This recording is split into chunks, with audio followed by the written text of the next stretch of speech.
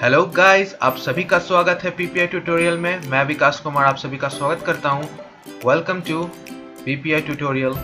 और आज की इस वीडियो में हम लोग जा रहे हैं डिस्कस करने बिहार पैरामेडिकल का 2012 यानी 2012 का बायोलॉजी क्वेश्चंस जो कि पूछे गए थे आपके प्रीवियस ईयर्स में, यानी टीसीईसीपीएम में जितने भी प्रश्न आपके बायोलॉजी सेक्शन से पूछे गए थे 2012 में बिहार पैरामेडिकल में, आज हम लोग सारे प्रश्न को इस क्लास में डिस्कस करेंगे। वीडियो को शुरू करने से पहले अगर आप लोग अभी तक इस चैनल को सब्सक्राइब नहीं किया है तो चैनल को सब्सक्राइब कर लीजिए, लाइक कर दीजिए और क्लास के बाद कमेंट करना ना भूलें कि आपको क्लास कैसी लगी।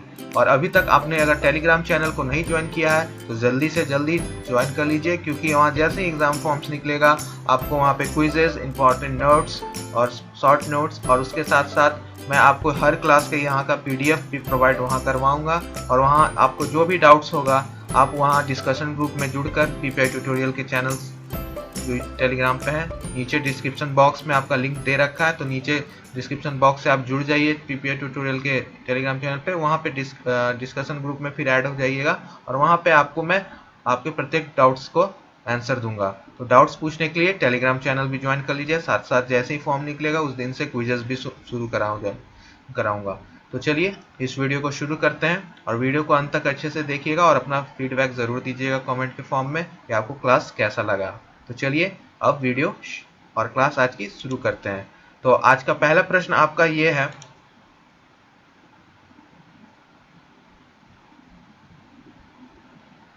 तो पहला क्वेश्चन आपसे पूछा जा रहा है, the excretion of bile pigments in the urine is indicates. तो आपका जो होता है बाइल पिगमेंट का एक्सक्रीशंस वो क्या दर्शाता है आपका, इस क्वेश्चन में यही पूछा गया है। सो पीथ वर्णक यानी पीथ यानी बाइल आपका जो स्क्रिट होता है वो आपका क्या दर्शाता है आपको बताना है, ठीक है। मूत्र में उत्सर्जित दर्शाता है, क्या दर्शाता है यूरिन में जब निकलता है बाइल। तो पहला है एनीमिया, दूसरा है डायबिटीज, तीसरा है रिकेट्स और चौथा है पीलिया यानी जॉन्डिस। तो एनीमिया, डायबिटीज, रिकेट्स और जॉन्डिस। तो आपको बताना है कि बाइल में अगर बाइल पिगमेंट्स यूरिन में आपको मिल रहा है प्रेजेंस तो वो क्या होगा। तो सबसे पहले वो आंसर होगा डी, जॉन्डिस। जॉन्डिस यानी पीलिया को भी हम लोग कहते हैं, जिसमें बाइल पिगमेंट्स का एक्सक्रीशन होता है आपका यूरिन में। तो पीलिया इसका एग्जांपल हो गया। वो कैसे कि आपका जो पीलिया होता है यानी बाइल बाइल जो अपना जॉन्डिस होता है तो उसमें बिलीरुबिन होता है, ये तो सभी को पता है बिलीरुबिन होता है, जो कि एक्सक्रीटेड होता है इन बाइल बाइल के अंदर और यूरिन के अंदर एंड यूरिन, ठीक है। तो बिलीरुबिन आपका होता है एक्सक्रीट, और इसका एलिवेटेड लेवल जब ये ज़्यादा मात्रा में हो जाता है तब इसका डिजीज रिस्पॉन्सिबल होता है आपका जॉन्डिस कराने के लिए। जब इसका मात्रा यूरिन और बाइल में ज़्यादा हो जाए बिलीरुबिन का, तो इसके वजह से आपका लेवल जब बढ़ जाता है तब जॉन्डिस होता है यानी पीलिया जिसको हम लोग बोलते हैं।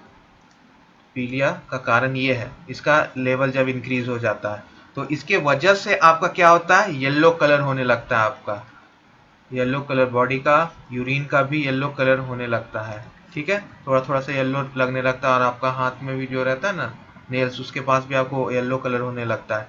तो ये कारण है आपका जॉन्डिस होने का, और ये चलते रहेगा। अगर इसकी और इंक्रीज होगा तो आपका जो फीसेस होता है, फीसेस का कलर ब्राउन हो जाता है। ब्राउन होने का कारण क्या है, तो आपका स्टर कोबिलिन, स्टर कोबिलिन उसके वजह से तो ब्राउन फीसेस हो जाता है अगर ऐसा ब्रेकडाउन होते रहे। तो ये था आपका इसका डिटेल एक्सप्लेनेशन। और बताइए ए से क्या होता है, एनीमिया से क्या होता है, खून का कमी, डायबिटीज यानी इंसुलिन का कमी, रिकेट्स यानी विटामिन डी का कमी। तो ये आपका पूरा डिटेल एक्सप्लेनेशन हो गया, ठीक है। विटामिन डी का कमी से रिकेट्स होता है, इंसुलिन का कमी से यानी beta cells of light Langerhans में इंसुलिन नहीं बन पाता अच्छा से, तो उसके वजह से डायबिटीज और एनीमिया यानी खून की कमी हो जाना। ये आपका हो गया पूरा डिटेल एक्सप्लेनेशन इस क्वेश्चन का। चलिए नेक्स्ट क्वेश्चन पे चलते हैं। तो चलिए नेक्स्ट क्वेश्चन पे चलते हैं। नेक्स्ट क्वेश्चन आपसे पूछ रहा है, the sequence in tRNA used to bind to an amino acid it happens. tRNA में वह क्रम जो एक अमाइनो एसिड को जोड़ने में प्रयुक्त होता है, मतलब स्टार्ट कराने में सबसे पहले स्टार्ट कोडॉन क्या होगा ये पूछ रहा है इसमें। तो आपका तीन ऑप्शन है सीक्वेंस है, UAA, CCA, UGA और DHU। तो आपने ये चैप्टर पहले देख लीजिए कहाँ से रेफरेंस है। ये चैप्टर नंबर 6 आपका molecular basis of inheritance, molecular basis of inheritance, inheritance, ठीक है, पेज नंबर 115 एनसीईआरटी का, जो आपका 6.7 टॉपिक नंबर ट्रांसलेशनल है, ट्रांसलेशन वहां से पूछा गया है। और उसमें एक पॉइंट है कि ट्रांसलेशन यूनिट जो एमआरएनए का होता है, उसको सीक्वेंस कराने के लिए सबसे पहले टीआरएनए में जोड़ने के लिए अमीनो एसिड से हम लोग एक यूनिट स्टार्ट कोडॉन यूज करते हैं, जिसको हम लोग बोलते हैं AUG, यानी इसमें क्या है, AUG है, तो आपका सी करेक्ट ऑप्शन होगा AUG। वहां पे भी दे रखा है स्टार्ट और स्टॉप कोडॉन, तो ये वाला आपको वहां देखना है, ठीक है। अमीनो एसिड से इसको हम लोग क्या बोलते हैं, अमीनो एसाइलेशन ऑफ टीआरएनए। जब भी आपका अमीनो एसिड जुड़ता है तो उसको बोलते हैं, ठीक है। और आपने एल शेप में होता है, ये आपको पता ही है, टी एडेप्टर, उसका शेप किस साइड का रहता है, इस साइड का, इस टाइप का उसका शेप रहता है, एल शेप, ठीक है। ये आपका टीआरएनए का शेप है। तो एक बार ये क्वेश्चन जरूर देख लीजिए आके एनसीईआरटी से, चैप्टर नंबर 6 अच्छे से पढ़ लीजिएगा, ठीक है। चलिए नेक्स्ट क्वेश्चन को देखते हैं। नेक्स्ट क्वेश्चन अब देखते हैं हम लोग। क्वेश्चन नंबर 3 आपसे पूछ रहा है which enzyme is useful in gene amplification. Gene का एम्प्लीफिकेशन, जीन प्रबंधन में उपयोगी विकर कौन सा है। तो आपका पहला है reverse transcriptase, amylase, restriction endonuclease और टैक पॉलीमरेज। तो इसका करेक्ट ऑप्शन आपका डी होगा, टैक पॉलीमरेज। तो ये कैसे होगा आपका, इसको डिस्कस कर लेते हैं। ये भी आपका वही चैप्टर से जो अभी तुरंत पिछला वाला क्वेश्चन नंबर 2 में मैंने बताया, तो वो बहुत इंपॉर्टेंट है। तो ये डीएनए के जैसे आपका रिप्लिकेशंस करवाते हैं हम लोग पीसीआर में, पीसीआर। तो वैसे डीएनए पॉलीमरेज एंजाइम रिक्वायर्ड होता है डीएनए बनाने के लिए। वैसे ही उसमें existing strand as templates, the DNA polymerase typically used in PCR is called Taq polymerase. तो इसमें जो यूज करते हैं हम लोग, तो उसको हम टैक पॉलीमरेज ही बोलते हैं, टेम्पलेट्स, स्टैंडर्ड टेम्पलेट्स बनाने के लिए। आफ्टर जो हीट करते हैं ना बैक्टीरियम के साथ, आइसोलेट करते हैं उसको हम लोग, थर्मस एक्वेंटिकस, ये पढ़ रखे ना हम लोग, थर्मस एक्वेंटिकस में हम लोग उसको आइसोलेट करते हैं। तो ये वहां से आपका पूछा गया है, ठीक है। ये था आपका डिटेल एक्सप्लेनेशन इस क्वेश्चन का, यानी एंजाइम एम्प्लीफिकेशन में हम लोग कौन सा यूज करते हैं। तो यहाँ पे प्राइमर्स वगैरह रहते हैं जो भी थर्मोस्टेबल डीएनए बनाने के लिए, तो ये वो टॉपिक है, आपको ये आगे चल के मैं एक्सप्लेन करूंगा। ये सब इंपॉर्टेंट टॉपिक्स हैं, तो किस प्रकार से बनाते हैं, प्राइमर्स का यूज करते हैं, टैग पॉलीमरेज का एंजाइम के रूप में यूज करते हैं। तो ये सब पूरा पूरा एक टॉपिक है, उसको मैं आपको बताऊंगा आगे चल के अच्छे से, ठीक है। तो फिर से एक बार डिस्कस कर लेते हैं। एक बार पीसीआर में जो आपका पॉलीमरेज चेन रिएक्शन होता है, उसमें प्रोसेस हम लोग यूज करते हैं एम्प्लीफिकेशन का, जिसमें हम लोग एम्प्लीफाई करते हैं जीन्स को, ठीक है, with the help of the enzyme of tag polymerase, ठीक है। टैग पॉलीमरेज में करते हैं with the sets of primers, primers use करते हैं और थर्मोस्टेबल डीएनए बनाते हैं उसमें। तो उस पॉलीमरेज का क्या नाम है जिसको बनाने के लिए हम यूज करते हैं एंजाइम का, तो टैग पॉलीमरेज। ये आपका हो गया थर्ड, एक बार जरूर रेफर कर लीजिए NCERT chapter number 6 class 12 molecular basis of inheritance. चलिए अब नेक्स्ट क्वेश्चन में चलते हैं। आइए अब नेक्स्ट क्वेश्चन देख लेते हैं। नेक्स्ट क्वेश्चन आपसे पूछा जा रहा है कि leg haemoglobin is found in the roots of. Leg haemoglobin इसके जड़ों में पाया जाता है, सरसों, सोयाबीन, गाजर, मूली। तो आपको बताना है mustard, soybean, carrot and radish किस में पाया जाता है। सो सबसे पहले ये लेग हेमोग्लोबिन होता क्या है, ये डिस्कस कर लेते हैं। लेग हेमोग्लोबिन होता क्या है। सो हेमोग्लोबिन से सिमिलर वर्ड लग रहा है, हेमोग्लोबिन जो हमारे बॉडी में रहता है, हीमोग्लोबिन, उससे सिमिलर लग रहा है। तो जिस तरह हमारे बॉडी में हीमोग्लोबिन का काम है, उसी प्रकार लेग हीमोग्लोबिन का भी काम पौधों में है, ठीक है। पौधों में भी, रूट नोड्यूल्स में भी इसका यही काम है। ये क्या कराता है लेग हेमोग्लोबिन, ये एक हेमोग्लोबिन के जैसा स्ट्रक्चर है, स्ट्रक्चर नहीं मतलब रेड कलर का होता है पिगमेंट, वर्णक, जो कि आपका पाया जाता है रूट नोड्यूल्स में। और इसका काम क्या है, ये लेग्यूमिनस, लेग्यूमिनस प्लांट्स के अंदर पाया जाता है। फॉर एग्जांपल सोयाबीन, सोयाबीन के रूट्स में पाया जाता है, ठीक है। तो सोयाबीन के रूट्स में पाया जाता है, और ये क्या हेल्प करता है, नाइट्रोजन फिक्सेशन, नाइट्रोजन फिक्सेशन में मदद करता है। और ये act as oxygen scavenger, scavenger, ये क्या है, एक लाल कलर का पिगमेंट है जो कि रूट्स में पाया जाता है, किसके, लेग्यूमिनस प्लांट्स में, और ये कंबाइन होता है विथ ऑक्सीजन, और ऑक्सीजन का रिमूवल में हेल्प करता है फ्रॉम द रूट्स, और ये हेल्प करता है स्कैवेंज करना limited free oxygen in the cell and deliver it to the mitochondria for respiration. तो ये सब इस काम करता है, ठीक है। और इसको हम लोग हीमोप्रोटीन फॉर प्लांट्स भी बोलते हैं। क्या बोलते हैं इसको, अदर नेम्स में हम लोग इसको हीमोप्रोटीन भी बोलते हैं, हीमोप्रोटीन्स। तो ये था आपका डिटेल एक्सप्लेनेशन इस क्वेश्चन का। कहाँ से आया है, प्लांट फिजियोलॉजी क्लास 11th, ठीक है। ये था आपका detail explanation of question number 4। चलिए नेक्स्ट क्वेश्चन पे चलते हैं। आइए नेक्स्ट क्वेश्चन, क्वेश्चन नंबर 5 की ओर चलते हैं। क्वेश्चन नंबर 5 में आपसे क्या पूछा जा रहा है, in red algae cell wall which is present, लाल शैवाल की कोशिका भित्ति में क्या प्रेजेंट होता है, स्टार्च, सेल्यूलोज, काइटिन या फॉस्फोलिपिड। मर्न, सेल्यूलोज, काइटिन या फॉस्फोलिपिड कौन सा प्रेजेंट होता है। तो ये आपको एक बार और प्रश्न आ रखा है 2019 के बायोलॉजी प्रश्न में। ये chapter number 2 chapter number 3 plant kingdom का सवाल है। प्लांट किंगडम का सवाल है जो कि एल्गी से पूछा गया है, शैवाल से। तो उसमें एक फिगर दे रखा है, फिगर का नाम क्या है, टेबल 3.1, टेबल 3.1 वहां से आपको दे रखा है, ये टेबल 3.1 का है। आइए इसको एक बार डिटेल में देख लेते हैं इसको, उसके बाद हम लोग इसका आंसर देखेंगे। तो ये जो टेबल आपको स्क्रीन के सामने दिख रहा है, ये सवाल का डिवीजन है, division of cell and their main characteristics. तो पहले इंग्लिश में क्लासेस, पहला क्लोरोफाइसी, फाइकोफाइसी, रोडोफाइसी, ठीक है। तो क्लोरोफाइसी, फाइकोफाइसी, रोडोफाइसी यानी ग्रीन एल्गी, ग्रीन हरा शैवाल, ब्राउन एल्गी भूरा शैवाल, और रेड एल्गी लाल शैवाल। तो अभी क्वेश्चन किस पे आया था, रेड एल्गी के ऊपर आया था।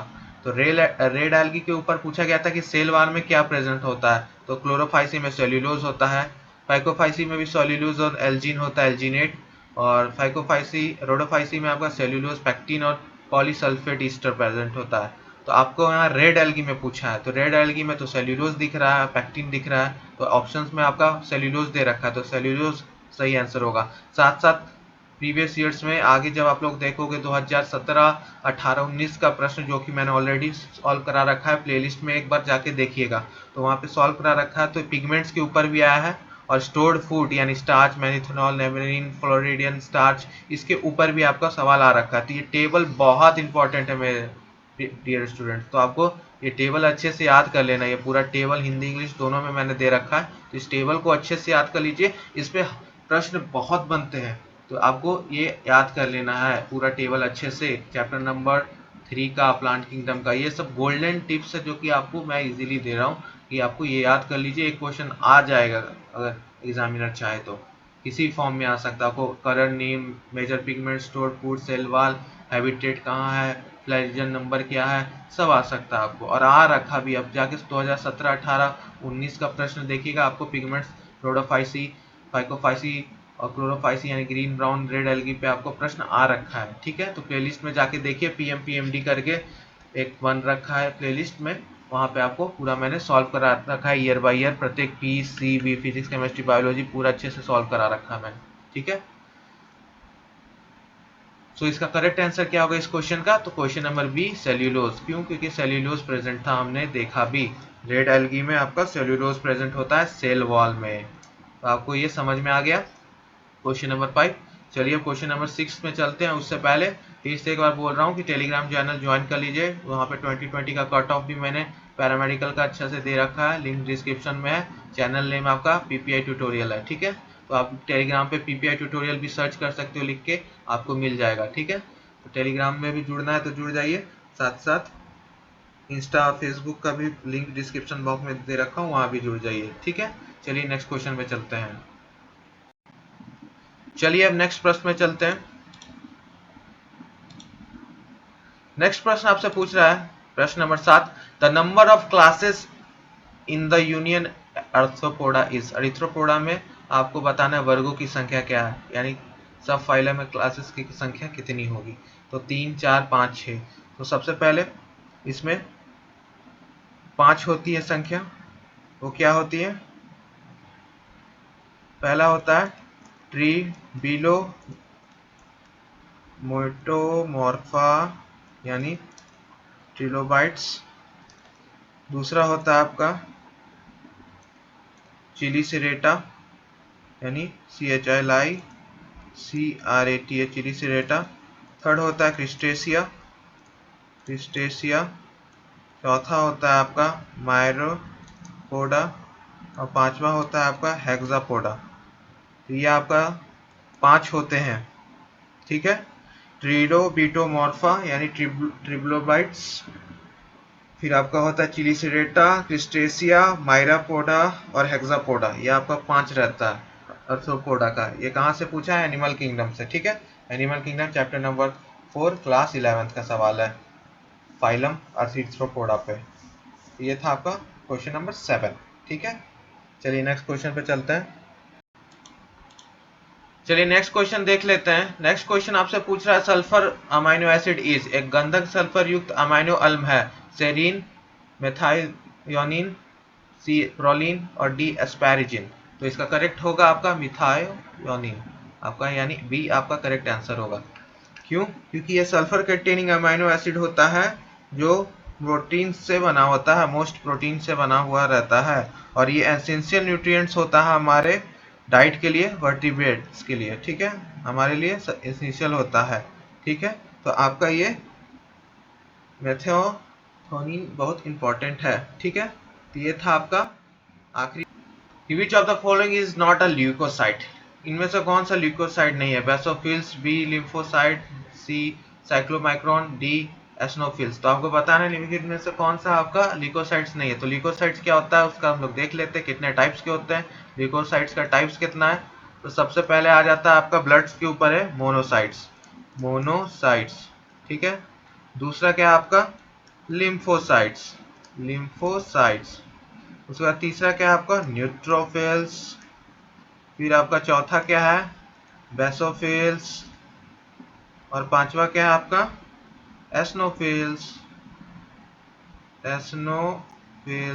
तो ये आपका ABCD 4-5 टाइप्स के होते हैं। तो इसमें से कौन सा नहीं है? तो सी आपका इसमें से नहीं है। तो साइक्लोमाइक्रोन इसमें से ल्यूकोसाइट्स का नहीं है। बेसोफिल्स, बी लिम्फोसाइट, एस्नोफिल्स और सी साइक्लोमाइक्रोन आपका नहीं है, तो ये गलत है। तो सी आपका करेक्ट आंसर होगा। तो ये था आपका ल्यूकोसाइट्स और उसके डिफरेंट टाइप्स, यानी मोनोसाइट्स आपका, फिर लिम्फोसाइट्स, न्यूट्रोफिल्स, बेसोफिल्स, एस्नोफिल्स। ये आपको 5 टाइप का WBC यानी ल्यूकोसाइट्स हो गया। इसको क्या बोलते हैं? WBC, व्हाइट ब्लड सेल्स, ठीक है। तो आपको क्लास आज की कैसी लगी आप जरूर फीडबैक में अपना बताइएगा, ठीक है। और सबको लाइक करना ना भूलें और कमेंट जरूर कीजिएगा आपको क्लास अच्छी लगी कि नहीं।